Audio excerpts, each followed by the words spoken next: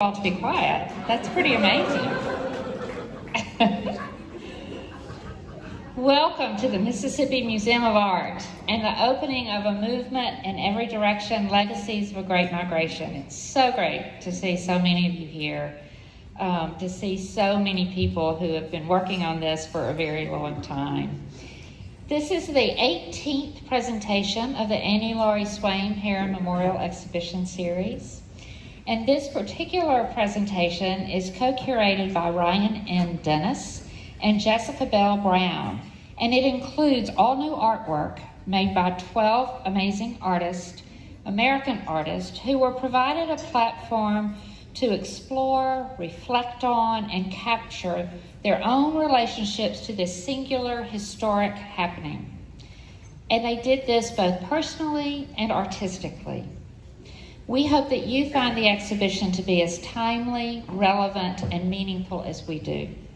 It seems prescient that we've been working on this project for almost 4 years, and yet it now seems more of the moment for this country than ever. In the summer of 2018, Darren Walker, president of the Ford Foundation, made his first visit to the museum. And then I followed up with a visit to his office in New York a few weeks later. The museum was in the middle of a strategic planning process, and we talked about that, and Darren said, it's time for you to go finish that plan, come back to me with something bold that will change the narrative about Mississippi. And I was telling another guest who is here tonight that this conversation and this meeting with Darren happened the morning after a dinner with our friend Andy Lack, and they've been talking about Mississippi. So Darren was ready, he was fueled, and he said, go think of something bold.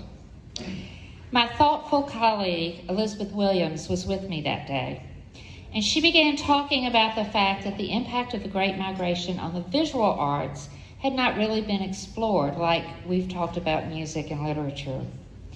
She mentioned that there had only been an exhibition mounted by the Art Institute of Chicago, but it was about artists of the period, and she was thinking about contemporary artists.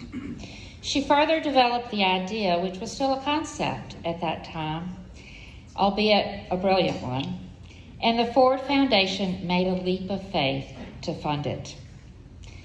Then I was at a professional meeting and shared the idea with the fairly new, I think, director of the Baltimore Museum of Art, Chris Bedford.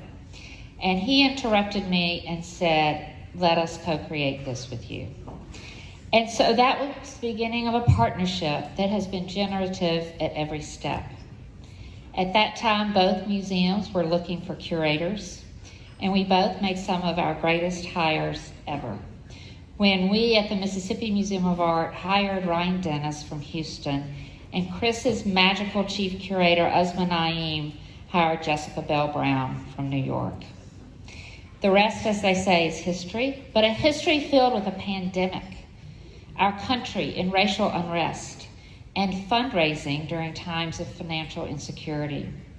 And yet, generous organizations and individuals stepped up to help us. And I know I read these out this morning at the press conference, but I'm going to read them again because our gratitude is so deep and so real. As I said, the Ford Foundation stepped up first, but other national foundations and supporters include the Tiger Foundation, the Henry Luce Foundation, and their marvelous Terry Carbone is here with us this weekend, the Andy Warhol Foundation for the Visual Arts, Bloomberg Philanthropies, who is here, Stephanie is here, the National Endowment for the Arts, and the National Endowment for the Humanities. And while the national attention and funding has helped make this exhibition possible, the focus for us here has always been, in Ryan Dennis's words, hyper-local. Our local partners, institutions in this community that do important work all year round, have stepped up to make this exhibition truly feel like a community-wide event. Katie Blunt and the Mississippi Department of Archives and History have stepped up to have joined with us in a teaching institute, some programs, and they are going to mount a wonderful exhibition this summer about the Motorist Green Book. The Mississippi Symphony Orchestra has really taken to heart this particular story and told it through classical music. So their Bravo series last month was inspired by the work of Margaret Walker, whose poem inspired our permanent collection exhibition. And tomorrow night, you'll get to hear Florence Price's Piano Concerto in one movement. And there are many others from our Community Advisory Council that works with Monique Davis and Kate, to city council members who helped introduce us to people in their neighborhoods. We've been walking throughout Jackson, introducing ourselves and the museum to people who have come forth to give us great information, great ideas, and you'll see them borne out in the exhibition itself. And the financial support and in-kind support from this area is as generous in every way. Of course, our esteemed partner, the Robert M. Heron Support Foundation, which has been supporting this museum with these wonderful major exhibitions for more than 25 years, is the major funder here. The W.K. Kellogg Foundation, which is national and local, but we'd like to claim them as local. The Lucy and John Shackelford Fund of the Community Foundation for Mississippi. The Selby and Richard McRae Foundation, and the McRae Foundation in particular has made all of these weekend gatherings possible. So we're really grateful to them that we could open this exhibit in the way it deserves to be celebrated. Trustmark National Bank, always a funder and supporter. The Mississippi Arts Commission, the Mississippi Humanities Council, Visit Mississippi, Visit Jackson, Fox 40 TV. Butler Snow is responsible for our soiree tomorrow night, so come back for that. The Westin Jackson has been a great partner. We love to sell out the Westin Hotel. The Ramey Agency, Downtown Jackson Partners is the sponsor of tonight's performance by Theaster Gates and the Black Monks. Ralston Yerger is making admission free this weekend to the exhibition. Hope Credit Union is making admission free for the students, faculty, and staff of our two local HBCUs, Tougaloo College and Jackson State University. Baker Donaldson, Nancy and Ray Nielsen, and Brian Fenelon are some of the remaining sponsors, and I hope you'll see the others as you go down the hall into the exhibition. And I can't say enough how grateful I am to the volunteer leadership of this museum. They take responsibility seriously, they take leadership seriously, and they don't just seem important. They do the hard work. So Christy Jones, our chairman, we're deeply grateful to you, to our vice chairman, Judge Denise Owens, and all of you, the trustees of the museum who are here, please stand and let us thank you. I know you're here.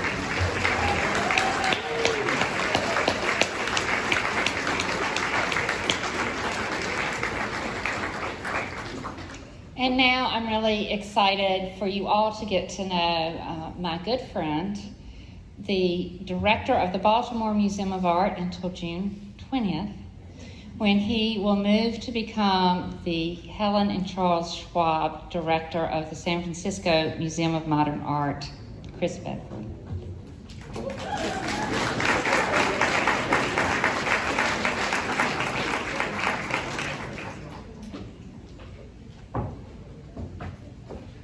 Good evening, everyone. Good evening. Thank you. It's so nice. There's an actual response from the audience. I'm not used to that. It's wonderful. Actually, I think that's mostly because most of my meetings happen on Zoom, and everybody else is muted, so they can't respond, which is great in certain circumstances. Anyway, I want to, of course, first acknowledge Betsy. So as is very typical, there's going to be a lot of applause.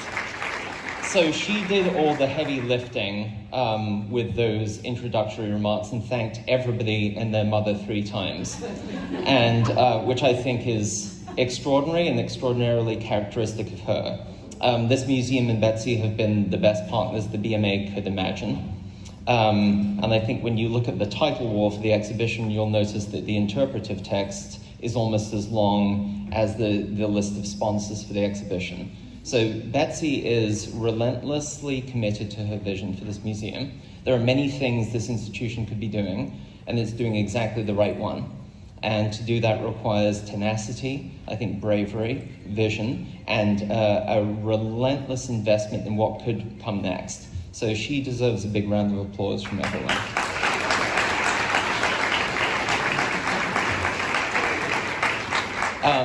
So she mentioned that it took me about 30 seconds to say yes, and that's very characteristic of me. I think I tend to see where the good partnerships lie very quickly. Betsy is also incredibly persuasive, so that was a key component of the very short conversation as well. I do want to say that anybody in their right mind would have some reservations around an exhibition centered on a group of artists that nobody had, at that point, anointed, conceived, making new work to address one of the most important historical legacies in this country. So that's a big leap of faith for any museum director or any curator or any funder. So I want to thank everybody who took the leap of faith with us. I think everybody leapt before they looked, and which is great and electrifying. And the consequences of having that bravery, I think, are in the galleries adjacent. So thank you to everyone who have taken that journey with us. And it's no coincidence, I think, that the MMA and the BMA are such close partners. We share deeply seated values. And I think that that's not just programmatic commitment, it's not just exhibitions, it's not just acquisitions or public programs, it's full and complete structural change across the museum. So on that level, I don't know of another museum that's doing that work as well or with as much commitment as the MMA. So you and your team, Betsy, deserve great credit for that. And if Darren Walker is here, I know everybody has sung his praises already, but if he's here, he too deserves a great debt of gratitude from all of us for coming in early and helping you advance this cause and many other related causes at this museum. So Darren, round of applause if you're here. One of the phrases we use at the BMA to talk about our program is excellence and equity, and that those two things are always and completely synonymous. And if you advance both, you advance the total cause of an institution. And so I'm very fortunate to have a couple of my BMA colleagues leading that charge. In the front row here, our Chief Curator, Asma Naeem, Steve Mann, our Director of Exhibitions. They are sort of the director and producer of the exhibitions program, and are sitting here attentively listening, which I find remarkable because they have to listen to me drone on endlessly. But thank you for all of your efforts in guiding the artistic program.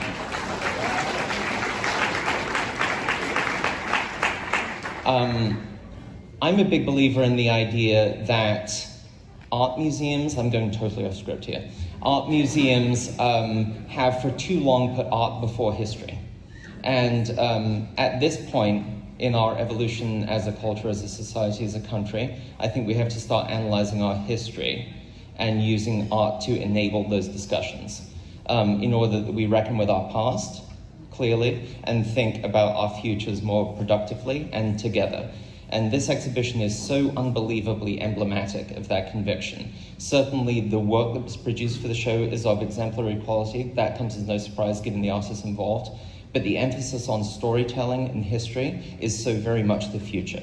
And I think you'll all be able to absorb that feeling when you see the show. So the two people responsible for that are standing right here, behind this speaker.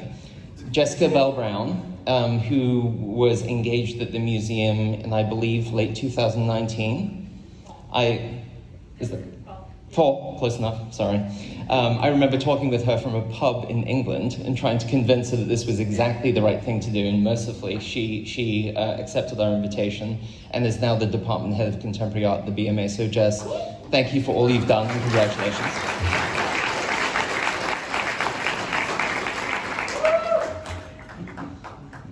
Okay, we can keep going with that. And then there's also Ryan Dennis, who leads the artistic program at the MMA.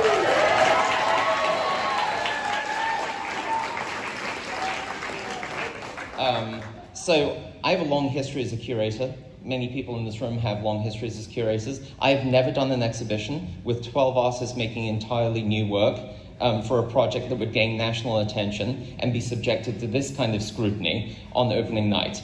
So the fact that they've done it so adroitly and so brilliantly, I think, is testament not only to their curatorial chops, but everything that's to come from the two of them. And in addition to that, I think they're wonderful friends, which is really, really nice to see in this field. So with all of that said and all the thank yous, I believe, done. So now you're going to have to dazzle everyone. I wanted to welcome Ryan and Jess to the stage.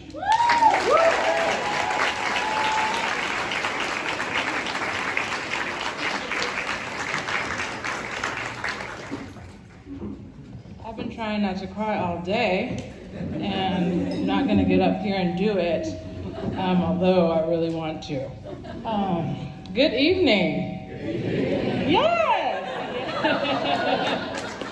It is welcome. Yes. Can we just give each other a round of applause, please, before we get into it? This is such a beautiful moment. It is such a thrilling moment to be standing here with my collaborator, with my co-curator, with my dear friend, Jessica Bell Brown tonight in celebration of our exhibition, A Movement in Every Direction, Legacies of the Great Migration. This exhibition is a triumph in and of itself. It connects histories of the past, present, and future, and truly honors relationships. We have deepened our social networks and community from Jackson to Baltimore and beyond. A Movement in Every Direction started with a set of curiosities that were explored with 12 incredible artists working today. We took their lead and went on a journey to expand narratives about what has been said about the Great Migration. To the artists in the exhibition, Akia Breon, Mark Bradford, Zoe Charlton, Robert Pruitt, Jamia Richmond Edwards, Larry Cook, Carrie Mae Weems, Allison Janae Hamilton, Theaster Gates Jr., Stephanie Jemison, Leslie Hewitt, and Torquase Dyson. Jessica and I are so thankful for your rigor, your dedication to sharing deeply personal stories and accepting our invitation to participate in this exhibition nearly 2 years ago in the middle of a pandemic. When thinking about the making of an exhibition, one has to understand how it truly takes a village of colleagues and team members to achieve such a tremendous feat as this show. Jessica and I extend our deepest gratitude to our colleagues across the museums, and particularly to our directors, Betsy Bradley and Chris Bedford, our exhibition designers, shout out to Robin Dietrich, and our tour managers, our curatorial team, our communication team, our colleagues in education and interpretation. You all are really phenomenal. And our preparators. We also just want to take a moment to thank all the hands adjacent to our teams over the last two years to make this exhibition sing. Our artist studio managers, gallery liaisons, and fabricators. Truly, where would we be without your unyielding support and dedication to this vision? Thank y'all.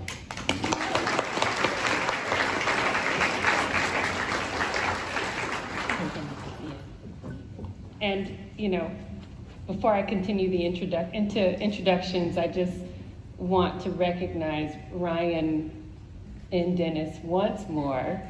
Watching you work has been a masterclass in rigor, in tenderness, in care, in brilliance.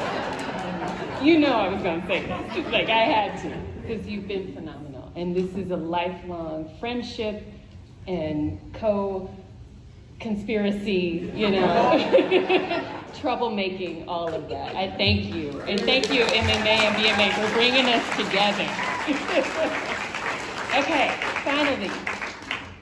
Tonight we will hear from artists Robert Pruitt and Zoe Charlton, whose work in the exhibition offers insights from the influence of the military as an engine of migration to the creation of Black communities that served as sites of protection for migrant journeys and migrant arrivals. This conversation is moderated by Dr. Ebony Lumumba, First Lady and Chair of the English Department at Jackson State University. Yeah. Okay.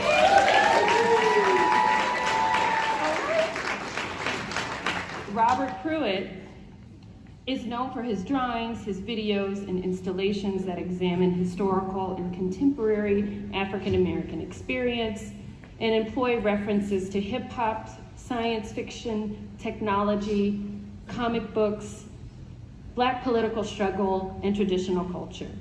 He creates series of fictional portraits with an ambiguous but shared narrative that suggests a radical Black past, present, and future. Pruitt was a participating artist in the 2006 Whitney Biennial and has had solo exhibitions at the Contemporary Arts Museum in Houston, the Studio Museum in Harlem, the California African American Museum, a touring partner for this exhibition. And Pruitt received his BA from Texas Southern University and his MFA from the University of Texas at Austin. He lives and works in New York City, but has roots in Houston, Texas.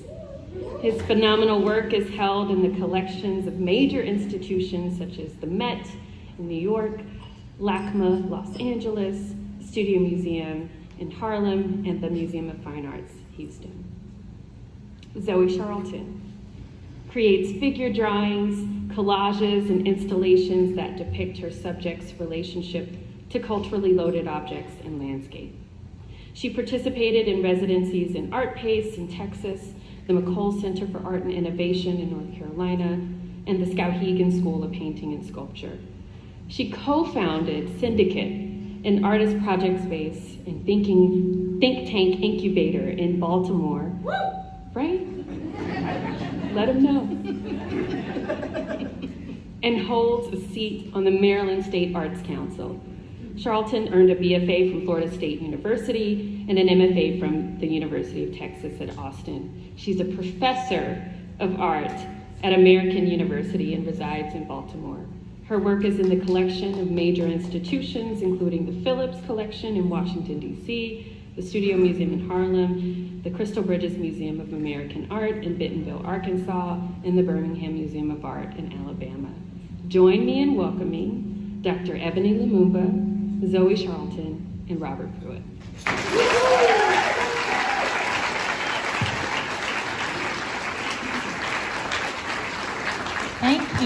Thank you, and good evening. Thank you, Betsy. Thank you, Chris.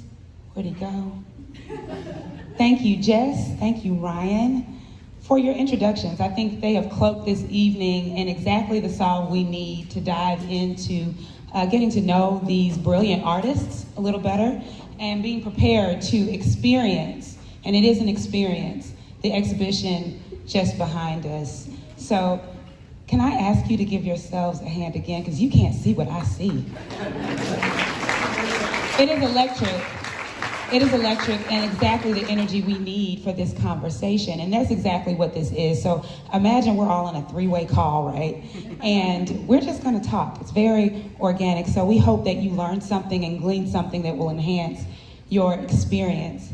Every commenter mentioned that this exhibition and the idea for this really brilliant commemoration of everyday folk came about in the midst of a pandemic, early pandemic, when we were all very crazy. And I remember hearing the early rumblings and talking to Ryan and talking to Betsy, and I was so excited. They were excited, so that energy was palpable and they transferred it. But I was so excited that as we were in the midst of trying to figure out how to survive and exist and be well every day, that they were going to produce an entire exhibition about people who were trying to survive and exist and be well every day. So I think it was appropriate and it came at the right time.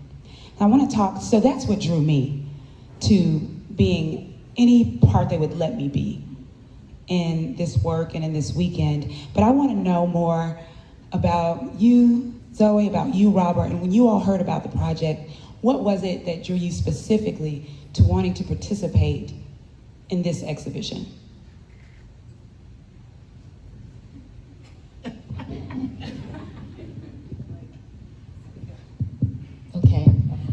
you know, thank you. It's so funny sometimes when I'm on panels and everyone looks around to see who's going to speak first, and Absolutely. I felt that, Robert. Thank you. We made you sit in the middle. So. You know, exactly. I snoozed. So, you know, it's always a really wonderful opportunity to participate in large group shows. And especially when one is brought to your attention during a health crisis, etc. It's surprising. I was surprised that you wanted to do this and that two museums were invested in bringing people together to talk about the Great Migration. So when I received the call from Jess, I thought, well, I trust you. I trust these two. And I thought if they're going to embark on this, I can embark on this with you as well. Also, part of my work was moving into a different area. And one of the other things that I found really fascinating about this is that you were supporting research, really deep research. And that's a rarity. When asked to participate in a group exhibition, you're never asked to engage in a year's long worth of research. So I found that compelling. What about you? Very similar. I mean, I've known Ryan from Houston, so like anything she asked, it would have been absolutely, I'll do it. I think also that the sort of idea of the show came to me at a time where I had been living in New York for 5 years, I think, and I moved to New York as an older person, and so I was really thinking about home. Artists Older moved to New than York. home. What do we? Older artists moved to New York in their 20s and do that thing. I moved at 40, right? So it's a little different. Like, and I was an artist that was very dedicated to home, like very dedicated to Houston, to the culture of that place, to being an artist in that place. Moved to New York, and so Houston was on my mind, and like the meaning and like how I make my work and the meaning and all that stuff was really indebted to that place, and my process, or not my process, but like my sense of like who I was sort of shifting because I was no longer in that place. And so it was almost like an ideal time to think about this, you know, a transitional kind of space and people who had done that. But for me, I wanted to think about, well, what's the thing that we left, right? And so my work is really about the beauty and the history of what was left behind. And, yeah. Wow. So it's remarkable, Robert, you're mentioning that there's this connection with home and how you develop your work. It's part of your process. And so I'm interested then with not being home and thinking about what was left behind, how you came to develop ideas to produce what you produced for this exhibition. I mean, some of it, I began with memory. Like, you know, the thing that I was missing, I was like, let me think about like, in a way that's not just like going through the feeling of it, but like, what are the memories I'm attaching to this feeling and like the kind of buildings and spaces I've been to.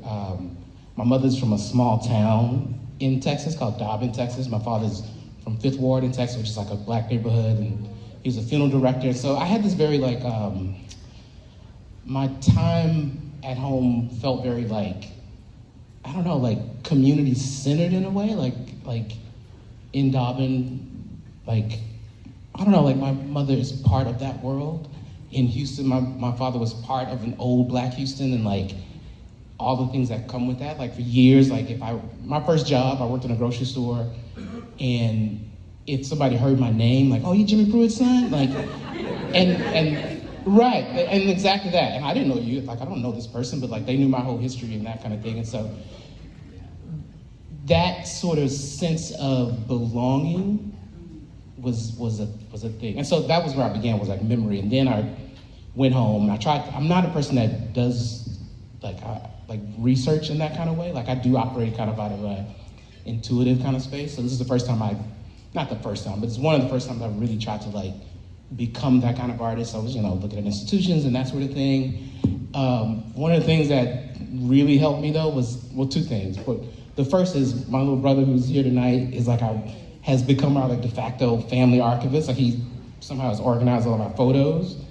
So he had all these photos bagged up in a box for me to kind of like go and look through like our family history. And like from there, I found a photo that basically became the idea of the piece. And in the same vein, I also, one of my things to do in Houston was to like go through like heavy trash days and look for materials, just, you know, as an artist. And for years, I would do that. And over time, I found tons and tons of family photographs that were like, you know, being tossed out for whatever reason. You know, people being kicked out of, you know, families not finding them important. So I have all these family photos that are just like history of a place and a time from, you know, the 90s to I don't know when. I mean, I don't know when these photos were made. And that became my archive to kind of work out of.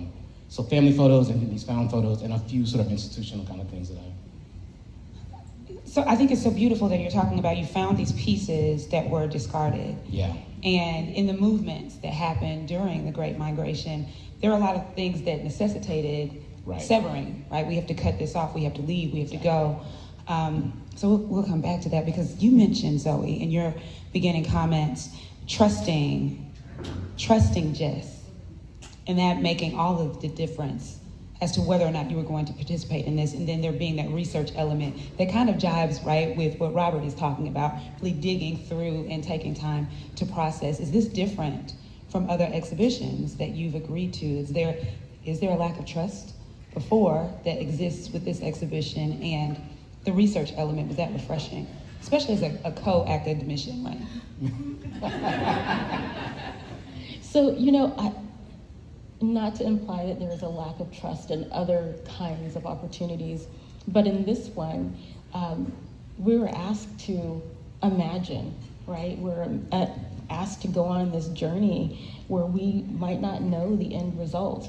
And I think that that's the part that's really exciting. That actually is something that I lead with in my studio practice already. So I think that was wonderful. And also the opportunity to imagine something bigger than what I'd been able to before, and then to have that fully supported, which is phenomenal. That never happens. And Robert, I was going to say that I love that you talked about your brother being the family archivist. That was my mom. So I actually have all of the photos, and family calls me to ask me for photos, and I have no idea what they're talking about. But I have this beautiful archive of over 25 albums and videotapes. I even have 8mm that my mom shot, you know, and you know, that is generations deep. And so I could pull from all of that. But I think that something about this exhibition and the Great Migration that resonated is, I kept thinking, well, my family didn't really participate in the Great Migration, but in truth, they did. So I have an aunt that moved to Wilkes-Barre, Pennsylvania, whose husband worked in the coal mines, and I have an aunt that actually moved south to Miami, and her husband worked in various industries. But my father and one of my uncles were military men. And then I have more uncles that were military men. So I started to find this thread of people that had joined the service in order to make a different kind of way. And I thought, at the time I was thinking, well, the military is a part of this history of the Great Migration. So how do I talk about that? How can I contribute this, these kinds of narratives to this great story, right, of the Great Migration? And so it became really curious, and so I started thinking about my dad's time in the service. My dad was stationed or deployed in a variety of places, and one in particular was Vietnam. He did 2 tours in Vietnam, and I was surprised to find this out because my dad didn't talk about any of this, you know? And he had a brother, my uncle, who died in Vietnam, and he's on the wall. And it was just a really interesting way to find out more and become closer to him, right? And it was also a wonderful opportunity to talk with family members who had knowledge of my dad, like my godparents who live in Georgia, and who had the most amazing stories about my dad and my dad's time in the service, etc., that I actually was not privy to growing up, because it's stuff that he didn't talk about. And you all, I'm sure, know that folks that participated in the war, in any war or conflict, have a very difficult time talking about those histories. And so my information about that is secondhand, and I'm grateful for people being willing to do that, and that my dad talked with other folks that were in the service too, because he could, about those histories. So this was a real opportunity for me to really get invested in what that meant, right, as a military dependent or military brat.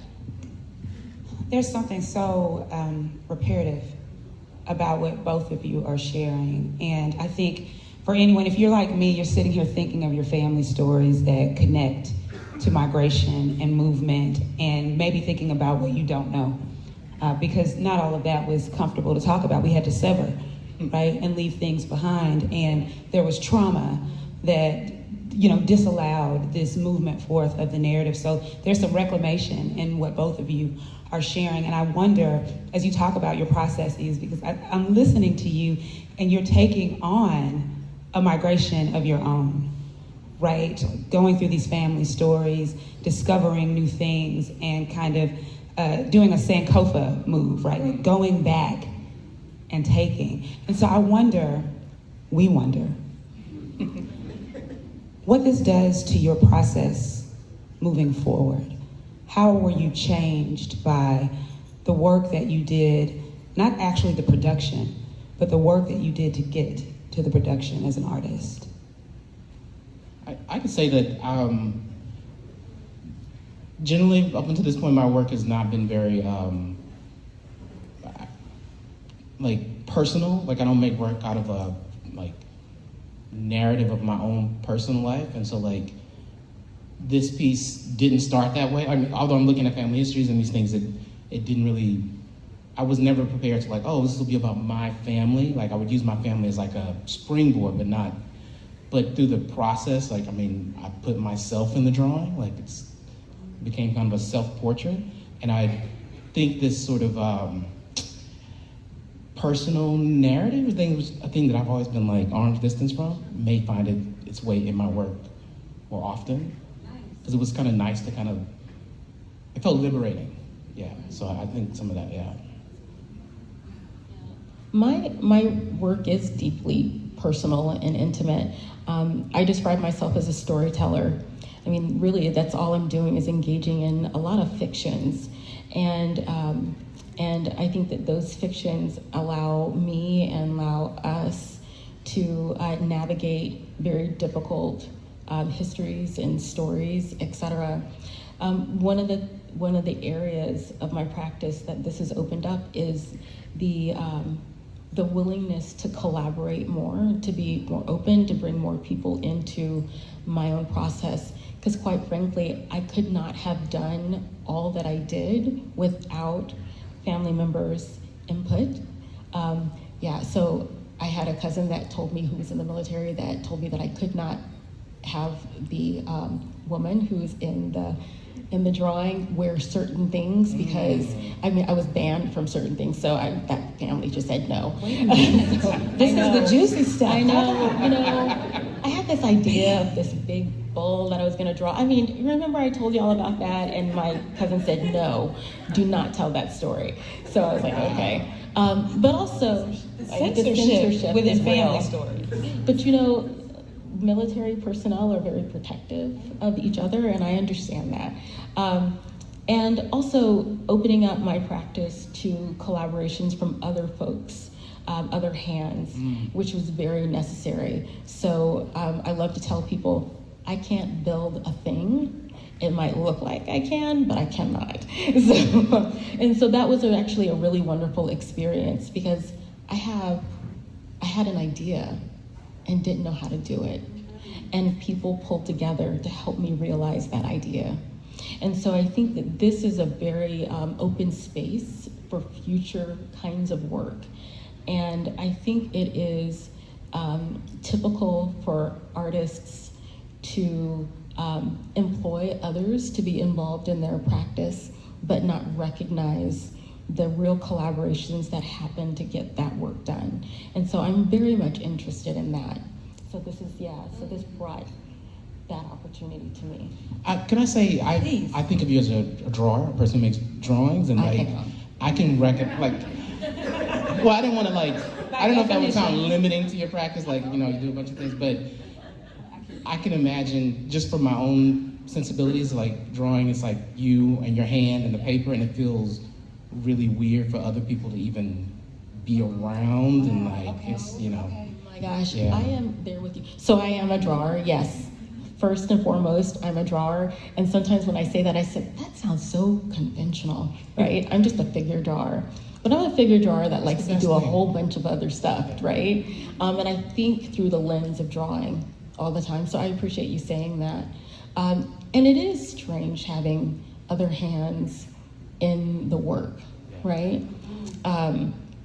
And I wonder about that all the time. I wonder about my own handwriting, the gesture, all of those things that I love. But I will tell you, that is an 18-foot drawing. There is no way. Who are you telling? Right?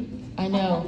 But I will tell you. Wait, they don't know. There is no way what? There's, 18 feet. Can you draw it or not? I did. Okay. But there's I did. but I also had other hands in that piece. Right. Yeah. And I will tell you, La Dan Savar, Kubara Kiwa Rudd, and Hannah Oderstadt are the other hands that are in there. And I have worked off and on with them for at least the last 4 years. So I love their handwriting too. But that it is hard to do that. But I wanted to tell this story. So I had the pleasure of being in this museum until 10, 11 o'clock at night. And I was able to meditate on your drawing. So I remember walking in a month and a half ago and seeing your piece and just being like, that's why I love drawers so much. This is why I love drawing. So thank you for that. Yeah. And on that note, shout out to my studio assistant, Charlotte Thompson, in the same vein, for being in the room. I need this whole thing to be read and do it and Shade all of this, please. Exactly. It's 20 feet. I can't do it. Yeah. Right, exactly. I love this mutual admiration that's going on here. You're a drawer. No, you're a drawer. And most of us can't draw.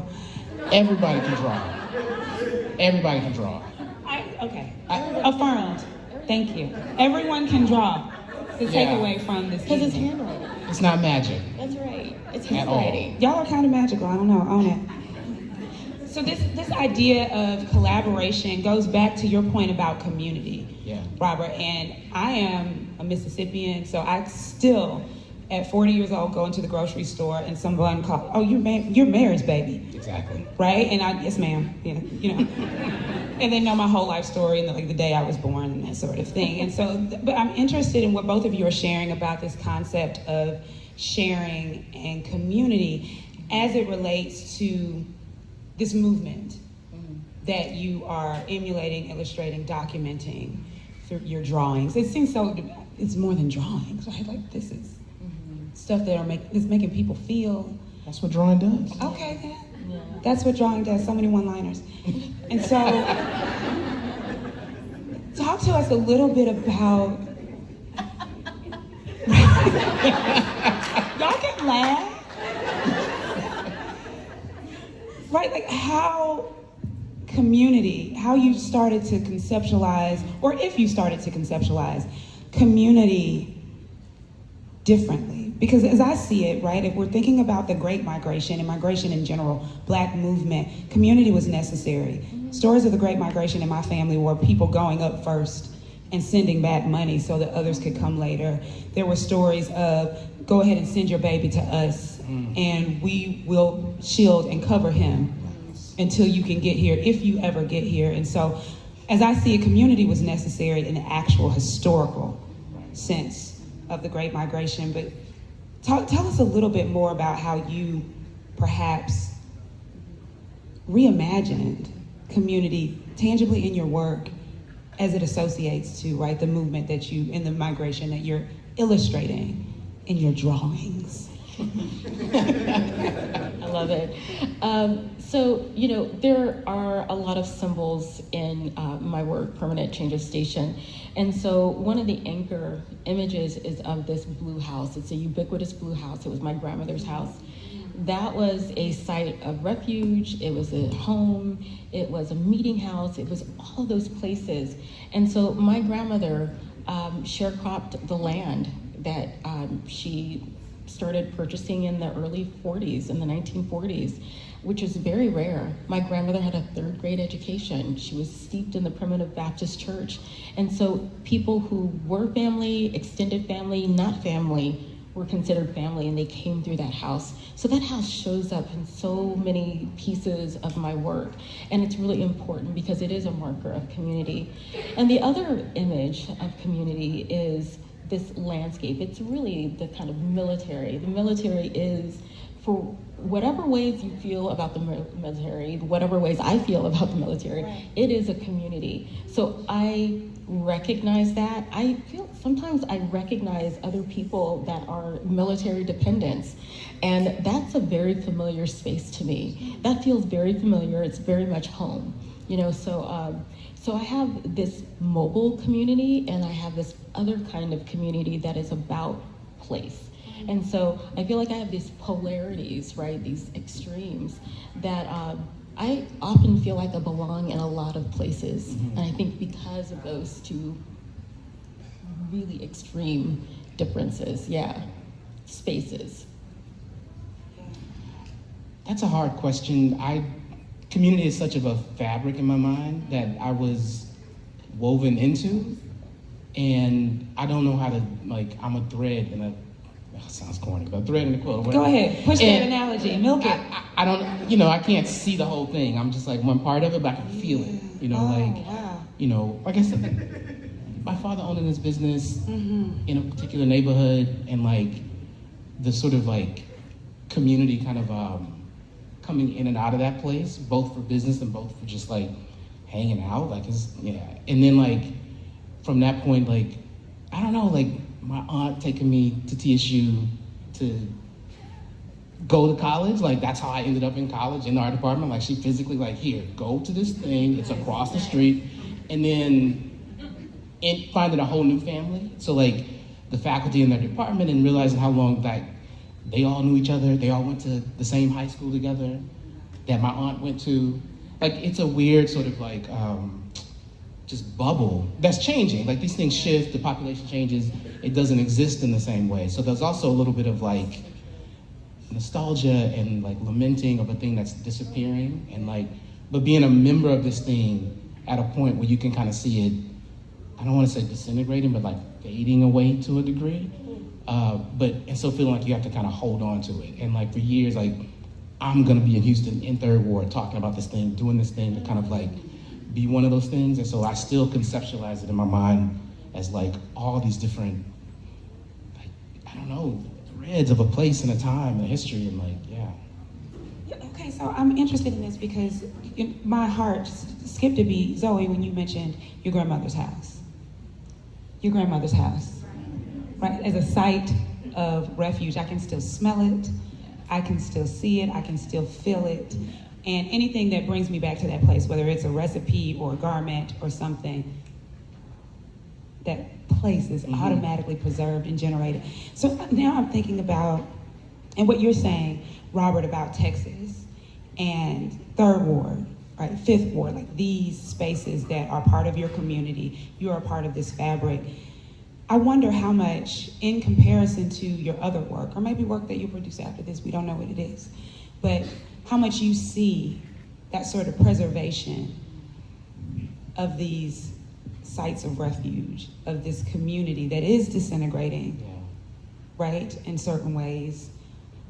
How much you see of that finding its way into your work, maybe a little bit more, for preservation's sake. I mean,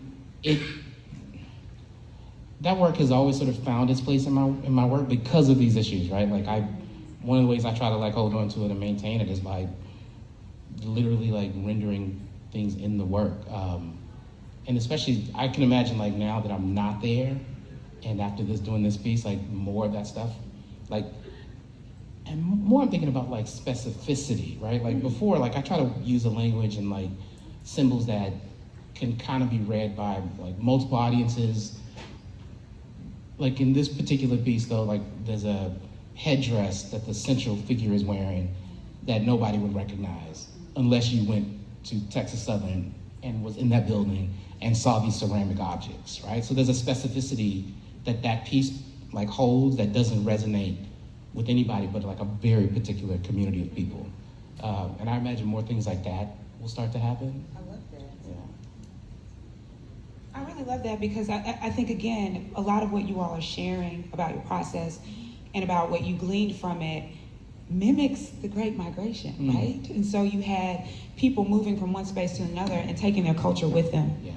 And now that culture has become a part of that new space. So grandmamas in Detroit and St. Louis and in the West and Chicago are bringing Mississippi and Alabama and Louisiana and all of these places with them.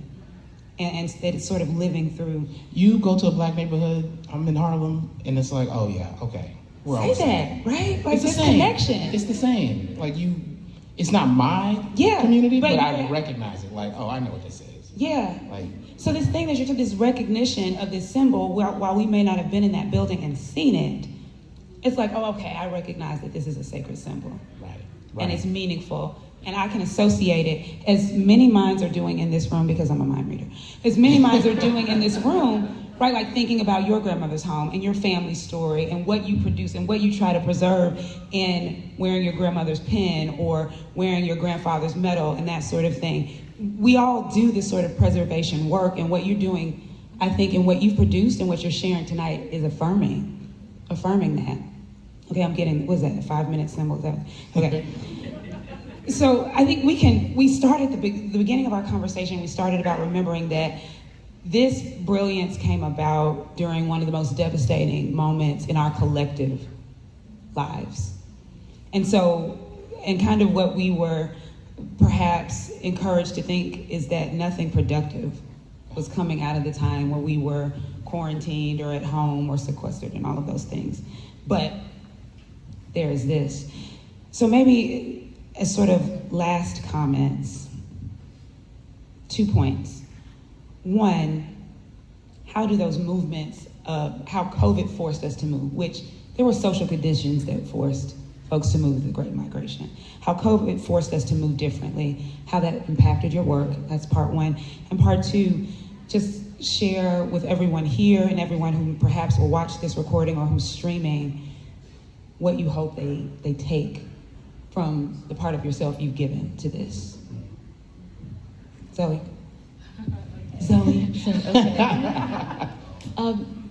Yeah, so at the beginning of COVID and during the entire time, and even now, I continue to work my job. I teach, and so I taught online. But the interesting thing about this time is I was home and at my studio more than I normally am. It landlocked me. I went from my house to my studio, from my house to my studio, and I actually saved about 16 hours a week from a commute, and that I reinvested into my studio, and so it was really amazing. So to be able to spend that kind of time. So I think, I know that unlike other people who had a very difficult time, an extremely difficult time emotionally, psychologically, economically, during the middle of the pandemic, it gave me a lot of breathing room that I normally don't have, and I did feel guilty about that for a long time, and I realized, wait a minute, I am typically so busy. I never have this kind of time. And so it was really a blessing to be able to spend that kind of time. So what do I hope that people take out of just me saying that is that when you have downtime, take it and do something that you really want to do with it. That's an oversimplification of how one might use their time during a real time of duress, it just allowed me to do something like that. Yeah. That's lovely. Well, masterclass in that. Thank you. Robert. My answer is not much different at all. The guilt, like I really felt that because I don't teach anymore, but like I was so this time where nothing was happening, it was like a gift. Like, I knew I was supposed to be doing it. Like I'm gonna work in my studio, I'm gonna work at home, and like I was working on stuff that I had not had time to work on and think about, and like so. Yeah, I took it as a gift, but you're also like hyper aware of like how other people are sort of processing this moment, what they're dealing with, and like so it almost feels like a secret. Like I can't tell people I love this. Like please don't open back up. Like no more emails. No more. Yeah. We all felt Yeah. So I hope what came out of that is like, well, a better sense of what I want to do and be as an artist, and that resonates in the work. Yeah.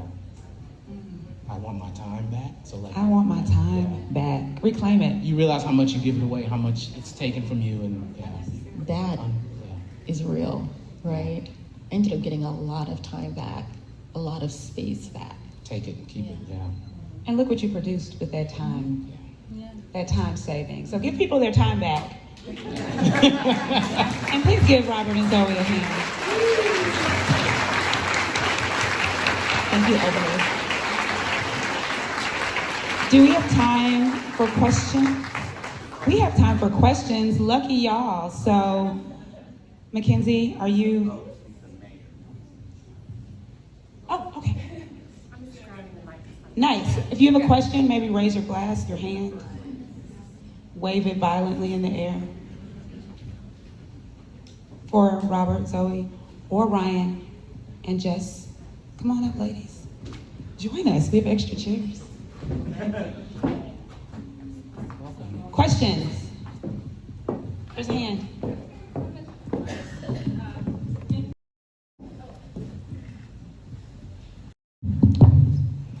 You for a very stimulating conversation.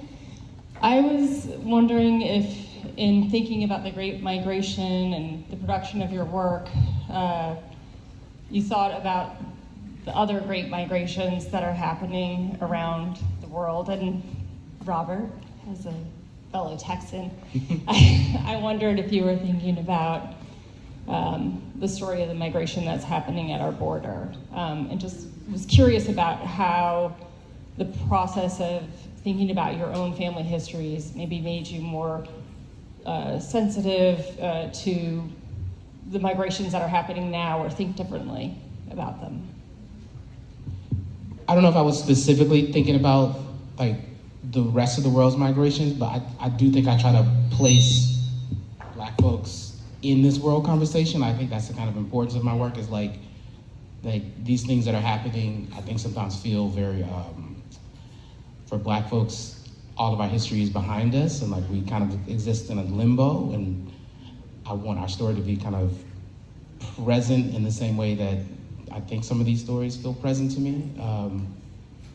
So I think that we can tell these stories and they can resonate with these other stories, with these that are happening right now, and like maybe we can come to a conclusion about how we're running this thing by comparing and contrasting. I love it. That's great. Yeah, for sure. I did think a lot about current stories of migration. Mine, as I said earlier, I'm existing at two ends. And what I really thought about was belonging, what it means to not know anyone, where you're going, and how you create a sense of home, right? And that's that kind of hybrid space that I am consistently a part of, I'm always thinking about. And so I think, what does it mean to belong somewhere, right? I live in Baltimore, I'm not from Baltimore, and I claim it as home. And that's really important to me, to know that I am somewhere and I'm anchored somewhere. So yeah, I think about that so much, especially with relatives that have, like my aunt, as I said, that moved to Wilkes-Barre, and my aunt that moved to Miami. And, you know, every place that I've been as a child and in the military, not a child in the military, but as a dependent in the military, that would be pretty terrible to be a child, you know, right now in the military. And, but I think about that. And so how one creates a safe space, a space of love and a space of belonging. Yeah.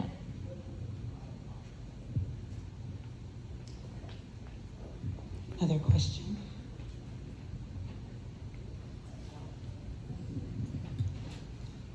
First of all, I just want to say thank you so much. I just really enjoyed it. My name is Tiffany, and I'm at the Margaret Walker Center, another place of cultural heritage preservation in Jackson.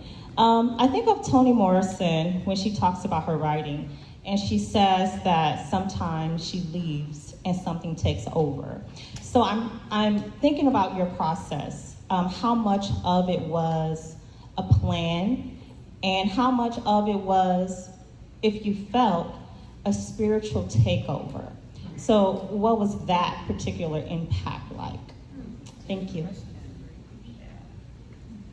I'll say, I mean, when I'm working, there's that moment, you work towards that moment. Like, it is like a very, like, you know, you develop a process, you develop, you know, this is the plan, these are the images, this is what I'm gonna do.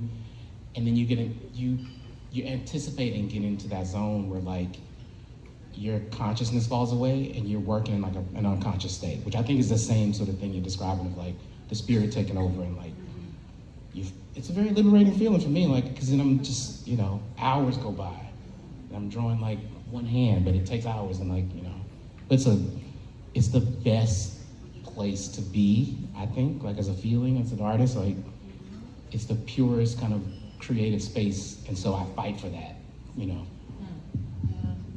I love those moments too. I typically have a plan. And those plans typically fail. And it never works out. But it is exciting, like you said. And it's what I look for are those moments of playfulness to come in, like, oh, what if she were wearing this? Or what if she were holding this in her hand? I mean, I don't know how many things I kept thinking she could hold in her hand, and then something said, she's got to hold this plane, right? Because it actually meant something. And so I look for times like that, right? And and places where strange things align. For instance, the pose of the woman in the drawing is actually taken from the Jungle Book. I look for moments like that kind of strange, yes it is.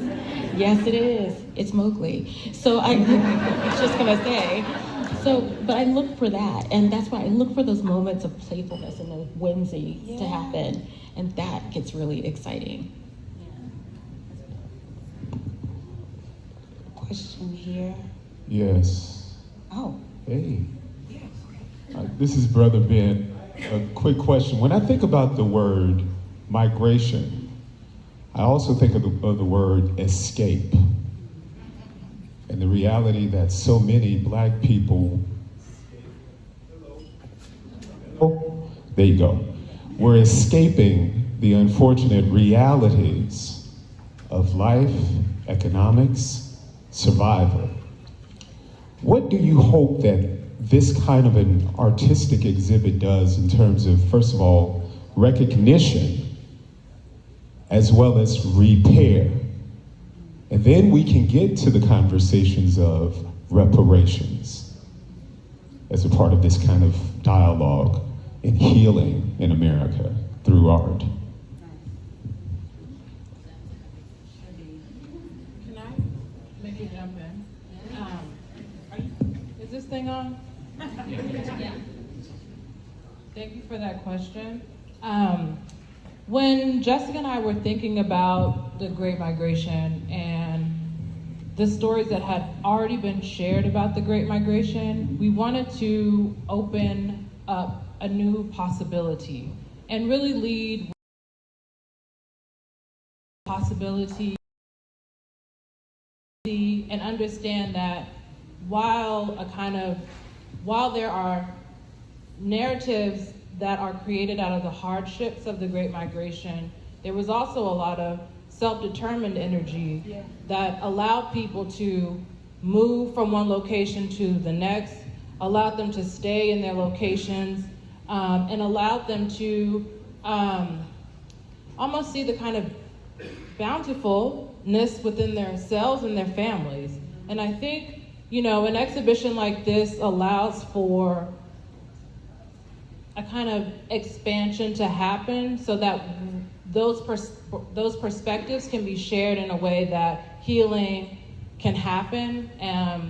But also, I just think a lot about agency and reclaiming land and space, and really that the kind of permanence in that, and the kind of possibility is what's of great importance to us and for us with this exhibition.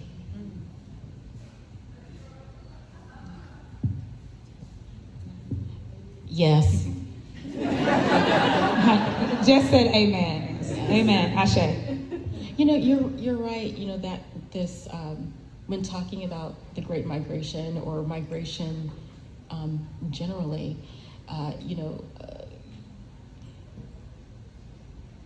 escape is typically foregrounded, and opportunity is sometimes made cliche, but I think opportunity is so important to go, because I think that's that space of hope, that people hope that when one migrates or leaves a place, that you hope that things work out for the best in some way.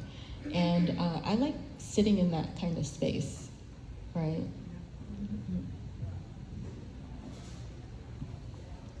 Okay.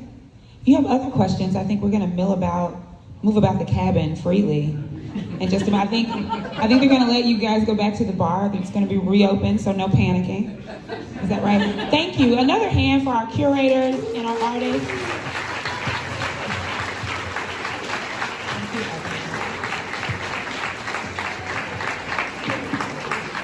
Thank you so much, Ebony, Robert, Zoe, Ryan, Jess. Thank you so much.